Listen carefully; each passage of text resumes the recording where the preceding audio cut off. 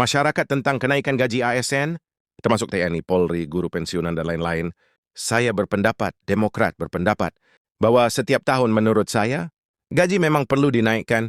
Mengapa dinaikkan? Karena setiap tahun pula, itu yang disebut inflasi setiap tahun. Nah, kalau gaji tidak dinaikkan setiap tahun, maka sekian tahun kemudian, sebenarnya penghasilan ASN kita, termasuk TNI, Polri, guru, dan pensiunan tadi, akan menurun, tentu tidak adil.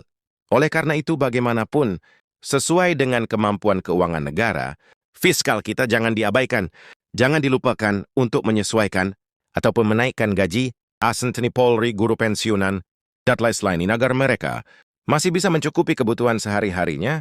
Bagi kami itu penting, dan jika insya Allah nanti Demokrat makin kuat kursinya di DPR RI dan kembali sebagai WTO. Ini agenda perjuangan Partai Demokrat yang hendak diwujudkan agar sekali lagi rakyat kita memang meningkat taraf hidupnya dari hari ke hari, termasuk penghasilan ASN, TNI, Polri, guru, dan pensiunan. Bismillahirrahmanirrahim. Assalamualaikum warahmatullahi wabarakatuh. Selamat siang, salam sejahtera bagi kita sekalian. Shalom, Om Swastiastu. Namo Buddhaya, salam kebajikan. Rahayu-rahayu saudara-saudara sekalian.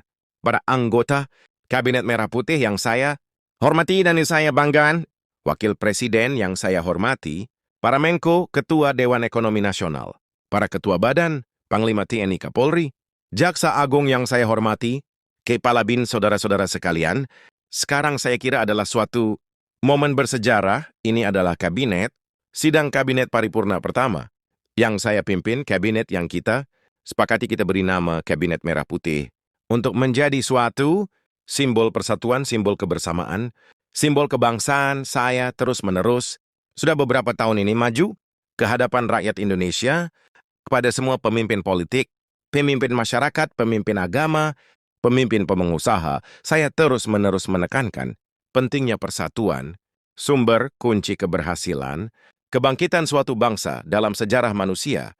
Berabad-abad kuncinya adalah bila elitnya bisa kerjasama, bila elitnya bersatu.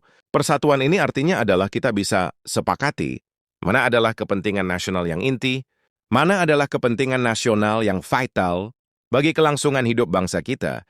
Kita masing-masing punya kepentingan politik masing-masing.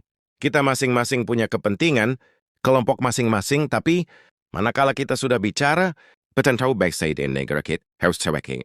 Kepentingan nasional yang vital, saya meyakini bahwa kepentingan nasional vital kita tentunya harus kita sepakati adalah kemerdekaan dan keutuhan NKRI, keutuhan Negara Kesatuan Republik Indonesia, dan untuk menjamin keutuhan dan kelangsungan hidup Negara Kesatuan Republik Indonesia, kita harus dengan handal, dengan cerdik, dengan pandai.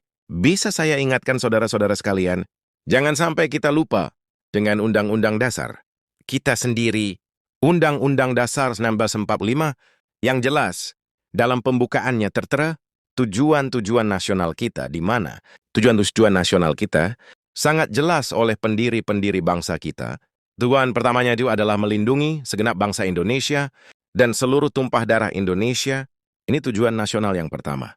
Untuk kita survive, karena itu, yang kita perlu memikirkan apakah kita sudah cocok atau tidak investasi kita kepada pertahanan bangsa Indonesia. Kedua, tentunya memajukan kesejahteraan umum. Saya katakan berkali-kali bahwa negara yang merdeka, rakyatnya harus merasakan kemerdekaan. Janganlah kita bangga menjadi anggota G20 kalau rakyat kita masih banyak yang miskin, masih banyak yang lapar. Mencerdaskan kehidupan bangsa mutlak, pendidikan bagi kita adalah prioritas yang sangat tinggi. Saya kira ini terlihat komitmen kita kepada pendidikan.